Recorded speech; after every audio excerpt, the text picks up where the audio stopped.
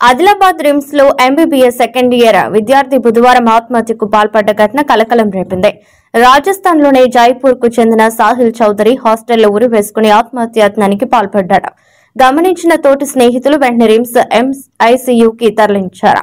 చికిత్స పొందుతూ మృతి చెందాడు. రిమ్స్ డైరెక్టర్ జైసింగ్ రాథోడ్ మాట్లాడుతూ సాహిల్ చౌదరి ఆత్మహత్య చేసుకోవడం చాలా బాధాకరమన్నారు. విషయాన్ని వారి తల్లిదండ్రులకు తెలియజేశామన్నారు. క్లెవర్ స్టూడెంట్ అని, విద్యార్థికి ఎలాంటి ఆరోగ్య సమస్యలు కూడా లేవని పేర్కొన్నారు. కాగా ఆత్మహత్యల గల కారణాలు తెలియాల్సి ఉంది.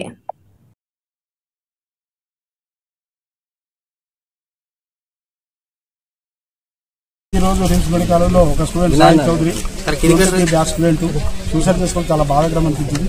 Is from Jaipur Rajasthan. ఇప్పుడు మాకు హుటాహుట వార్త ఉంది కానీ క్యాజువల్గా వెళ్ళాము. వెళ్ళగా చూస్తే వాళ్ళు సర్వే కాలేదు.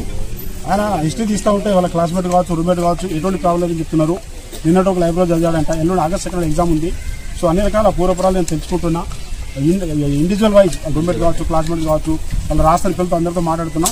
వాళ్ళు ఎటువంటి హిస్టరీ చెప్తలేరు.